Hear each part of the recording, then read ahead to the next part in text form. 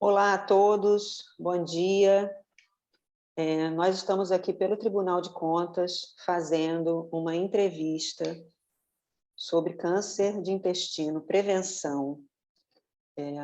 A nossa conversa com a especialista, hoje a gente tem a honra de trazer como convidada a doutora Rosilma Barreto, que é proctologista, é membro titular da Sociedade Brasileira de Proctologia. Nós tivemos uma live exatamente no ano passado, nesse mês de setembro, mas houve problemas técnicos e acabou que a gente não conseguiu fazer a contento a nossa live. Então, hoje a gente vai fazer uma entrevista especificamente sobre prevenção. Eu sou Ana Paula Pierre de Moraes, sou médica aqui do Tribunal de Contas e médica intensivista, e vou ter o prazer de entrevistar a doutora Rosilma, essa grande médica, amiga, e que vai esclarecer para a gente sobre prevenção. E por que a gente escolheu a prevenção especificamente do câncer de intestino, e que vocês podem ouvir também com outros nomes, né? Câncer de cólon e reto, ou câncer coloretal, todos significam câncer do intestino. Por quê? Porque é um câncer que é prevalente, né? É um câncer que, junto com tumor de próstata, tumor de mama, tumor de colo de útero, tumor de pulmão, ele está dentre esses cânceres que mais acometem a população. Então, saber mais especificamente sobre o que é esse câncer e principalmente de que forma é possível a prevenção, ela se faz necessária. Então, a gente vai começar a nossa entrevista. Primeiro, Rosilma, muito obrigada por ter aceitado esse nosso convite. É uma honra tê-lo aqui. E eu queria, inicialmente, te perguntar, Rosilma, que você falasse um pouquinho mais sobre o câncer em si, como é que é ele dentro da população, e quais seriam os fatores de risco para o desenvolvimento do câncer do intestino. Bom dia. Eu é que queria agradecer o convite. É sempre uma oportunidade muito boa a gente poder difundir conhecimento. Eu costumo conversar e dizer para as pessoas que não admito mais as pessoas morrendo de câncer de intestino, porque é um câncer que você pode prevenir de verdade, você pode evitar que ele se desenvolva no seu corpo. Não é aceitável mais dias atuais que por preconceito, por vergonha e também por desinformação, é claro, que os pacientes sejam diagnosticados numa fase avançada da doença, né? O câncer de intestino é hoje o segundo câncer mais prevalente em mulheres, né? Conseguindo superar o câncer de colo uterino. Aqui no Nordeste a gente já tem uma realidade diferente, porque o acesso à saúde é um pouco mais difícil que na região sul e sudeste. Do Brasil já é o segundo câncer que mais mata mulheres e também o segundo câncer que mais mata homens. Apesar da incidência do câncer de próstata e de pulmão serem maiores no sexo masculino, mas o câncer de intestino ele é mais agressivo. Ele mata mais, até porque o diagnóstico geralmente é muito tardio. Então a gente não consegue admitir mais isso porque é prevenível, é evitável, né? O que a gente tem de fatores? A gente tem dois tipos de tumores, né? A gente tem os tumores esporádicos, que são aqueles tumores que acometem a população de modo geral, que corresponde a 85 a 95% dos casos de tumores de cólon e reto. E nós temos os tumores relacionados à genética, né? Que é um percentual muito pequeno. O tumor relacionado à genética também entra no esquema de prevenção, só que entra no esquema de prevenção diferenciado, né? Com base aquele primeiro parente de primeiro grau que teve o câncer de intestino, né? E a gente considera tumor de origem genética aquela pessoa que desenvolveu um câncer antes dos 40 anos, né? Então, se você tem um primo, um irmão, um tio que teve câncer jovem, você tem que entrar nessa fase de pesquisa, que é uma pesquisa 10 anos abaixo dessa idade. Para a população, de um modo geral, esse processo se inicia atualmente, né, nos consensos europeus, a partir dos 45 anos. Aqui no Brasil, né, O Ministério da Saúde, o INCA, né, o AC Camargo, ainda preconiza, e a nossa própria sociedade, que esse começo seja aos 50 anos. Independente de você ter clínica, de você ter história familiar, você precisa fazer o seu primeiro exame. E, a partir daí, manter o seu rastreamento. Certo. Rosilma, em relação à prevenção primária, né, que aqui no dia a dia, né, na nossa rotina, né, nas nossas consultas no dia a dia, a gente fala muito na prevenção da saúde, né, na prevenção das doenças de uma maneira geral, né, no incentivo à promoção de saúde, né, em relação à manutenção do peso ideal, da prática de atividade física, na comida, né, na alimentação adequada, na alimentação minimamente processada, se for, né, que ela seja uma alimentação saudável, né? E a minha pergunta para ti é como é isso dentro do contexto da prevenção do câncer de intestino? É igualzinho, Ana Paula, né? A prevenção primária do câncer de intestino se faz com as medidas higienodietéticas dos tipos de câncer, né? De mama, de intestino, de estômago, de pulmão, né?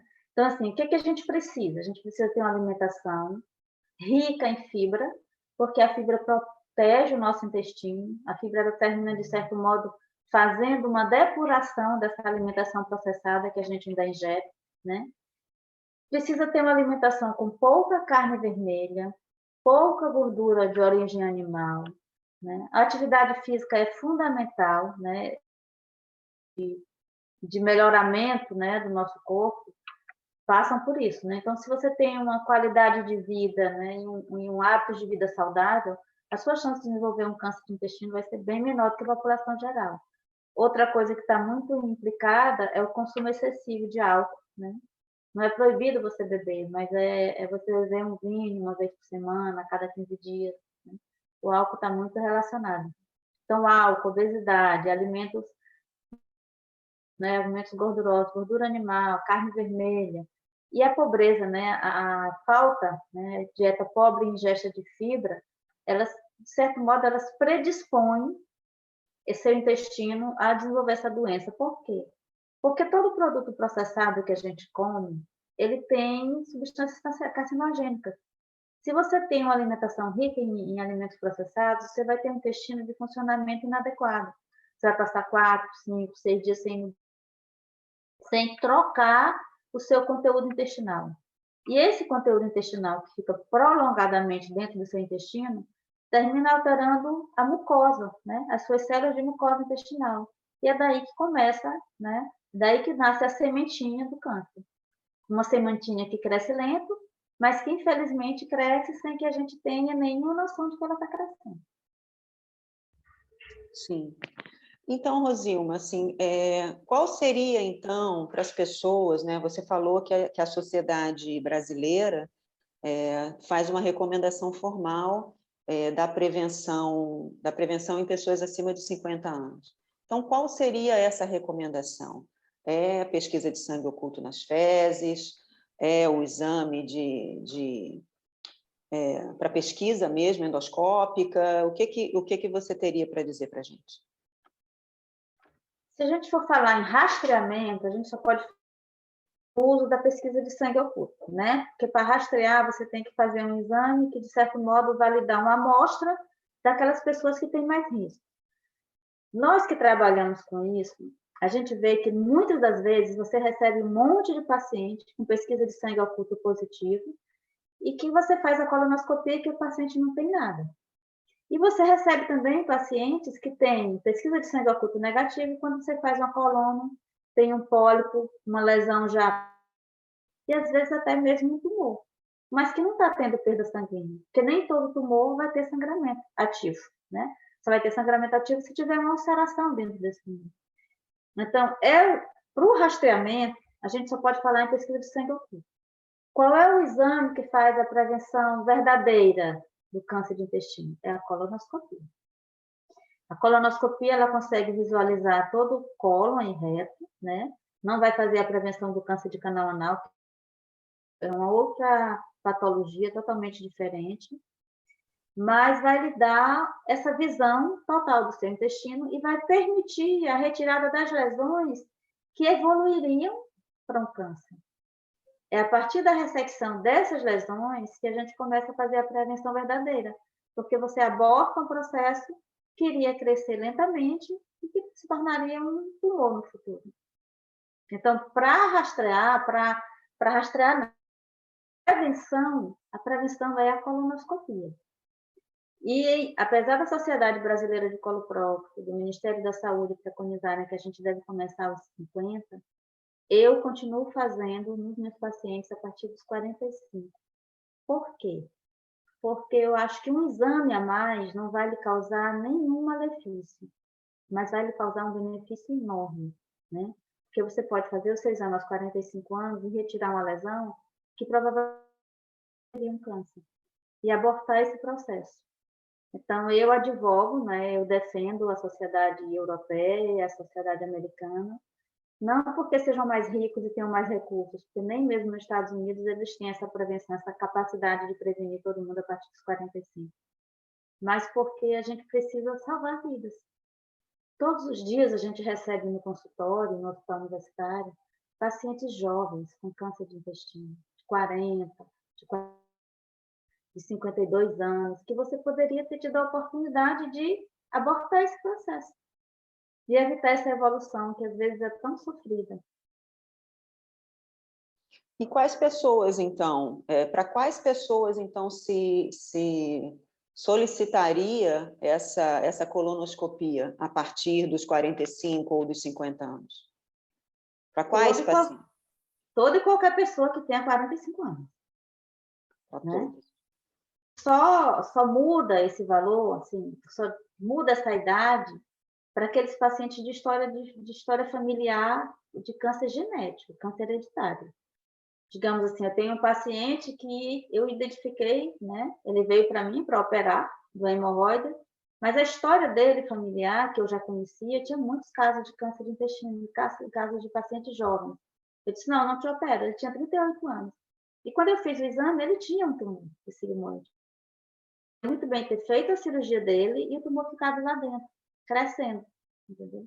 Então, só não se aplica a regra dos 45 para aqueles pacientes que têm uma história familiar positiva de câncer de origem genética, ou seja, tem alguém na família que teve um câncer com 40, com 35, com 18, porque o que é mais triste, Ana Paula, e para as pessoas que vão ter a oportunidade de ouvir isso, é que a maioria das vezes os pacientes jovens diagnosticam essa doença numa fase muito mais avançada. Primeiro, que o paciente jovem, as células se reproduzem em uma velocidade maior, elas são mais jovens, né? Enquanto a hipérfase, né, de uma célula de um paciente de 60 anos demora 3 semanas, de um paciente jovem é 15 dias. Então, é um processo diferente. E por ser jovem, esses pacientes às vezes até procuram assistência médica, mas ninguém valoriza aquela queixa. Sempre então, teu intestino não funciona porque tua alimentação é ruim, né? Tem dor porque está comendo errado, e não vai investigar. E, às vezes, aquele paciente é o caso índice da família dele. É o primeiro paciente jovem dentro da família dele que está desenvolvendo a doença. Então, é muito importante que o médico passe a escutar as queixas e a investigar, né? Não é você fazer colonoscopia para todo mundo que tem uma alteração do trânsito intestinal com 18 anos. Não. Você vai fazer uma prova terapêutica, observar esse paciente. Se mesmo com sua prova terapêutica o paciente não teve mudança clínica, cabe você fazer a investigação mais invasiva, no caso, que é uma colonoscopia. A colonoscopia ela não é proibida para ninguém. Crianças de 15 dias de nascida fazem colonoscopia. Né? Vai depender da indicação e da necessidade de se fazer o estudo desse colo. Somente isso. E uma vez que o exame da colonoscopia, aí já no ponto de vista mesmo de prevenção, é feito, em quanto tempo ele tem que ser repetido? Vai depender do que foi encontrado nesse exame. Não, no sentido de prevenção mesmo. Pronto. Se nesse exame de prevenção, você fez o seu exame de prevenção, mas o doutor encontrou 2, 3 pólipos, tá? Esses pólipos, eles vão mandar ser enviados para histopatológico e, dependendo da histopatologia dessas lesões, você poderá repetir esse exame com 1 ano, com 3 ou até mesmo com 5. Mas você fez uma colonoscopia, você tem 47 anos, fez uma colonoscopia e o seu exame não encontrou nada, né? Pela literatura americana, você poderia passar 10 anos sem fazer uma colônia. Por quê? Porque é o tempo estimado de você não ter nenhuma lesão para você desenvolver um câncer. É o tempo que passa para você ter um tumor no seu intestino. Ah, eu fiz uma colônia, não tenho nada, então daqui a 10 anos eu posso ter. Posso não ter. Entendeu? Aqui no Brasil, a gente costuma fazer essa segunda colônia com 5 anos. Ou seja, você fez uma com 45, não veio nada. Vai fazer uma com 50, de novo não teve nenhuma lesão. Vai fazer com 55. E vai seguindo. Essa repetição do exame, ela só vai se alterar a depender da quantidade de pólipos encontrados no teu exame índice e da histologia desses pólipos. Porque se você tirou 10 pólipos, mas todos eram pólipos, não tem nenhum valor, né? Não são pólipos que a gente considera como pré-neoplásicos, né? Não são pólipos que teriam o risco de evoluir para câncer. Mas se tirou um adenoma tubular com displasia de alto grau, né? Era uma lesão de mais de 1 centímetro. Então, o que a gente recomenda, no ano que vem, repita seu exame. Ah, eu repeti com 1 ano e não teve nada. Eu volto para aquele esquema dos 5 anos de novo. Então, eu acho uma prevenção muito fácil, porque de todos os anos, e a gente pode ter uma surpresa. Esse ano não tem nada e no ano que vem tem. Entendeu? Mesma coisa é o câncer de mama. Você faz uma mamografia em janeiro, em outubro você faz outra e está com câncer. Né? Então, o câncer de intestino, ele nos dá essa oportunidade única de fazer uma prevenção com uma margem tão alargada de tempo. É por isso que eu não consigo mais enxergar esse tumor em pessoas que têm acesso, têm um grau de esclarecimento, sem ficar chocada. Certo. Rosilma, assim, eu queria saber se você teria algum comentário ou alguma sugestão, alguma dica específica, outra, que você queira falar para quem está nos assistindo, para quem vai nos assistir, para a gente encerrar a nossa entrevista. Procure manter hábitos de vida saudáveis. Alimentação saudável, rica em fibra, uma boa ingesta de água, para que seu intestino funcione de modo regular. Essa é uma maneira de você ir prevenindo o câncer de intestino. Evite excesso de carne vermelha, de gordura, de álcool. Procure ter pelo menos 3 dias de atividade física por semana. Fez 45 anos? Procure seu próprio, seu gastro, seu clínico. E faça. A prevenção ainda é a melhor maneira. Né? E outra coisa que nos protege de toda e qualquer doença chama-se a felicidade. Quem é feliz não adoece. Então, procure ser feliz, procure fazer o bem, e você não vai ter nunca doença nenhuma. Rosilma, muito obrigada. É uma honra mesmo. A Supervisão de Qualidade de Vida se sente honrada com a sua presença e com a sua belíssima entrevista. Então, para concluir, além de te agradecer muito, é dizer para as pessoas com quem a gente atende que a gente aqui, a gente trabalha com prevenção, a gente trabalha com conversa e orientação em relação à promoção de saúde, né? As pessoas precisam entender que a gente precisa evitar doenças quando ela puder ser evitada. E, enfim, se a gente não pode, né? Eu costumo dizer que se a gente não pode evitar a idade, né? Evitar fator genético, evitar a história familiar, a gente pode agir nos fatores modificáveis, né? Na dieta, na manutenção do peso adequado, na atividade física, né? Na cessação ou no nunca ter fumado, na diminuição do consumo de álcool, enfim, tudo. Isso é uma conversa que a gente sempre tem, e essa orientação é muito importante para prevenir várias doenças, E que as pessoas, você falou de felicidade, né? E isso tem a ver também com felicidade, né? Quando a gente está... Saúde é uma coisa inteira, né? Ela é inteira. Ela é corpo, ela é cabeça, ela é tudo. E eu te agradeço muito e a gente vai dar por encerrado a nossa entrevista. Muito obrigada pela atenção de todos.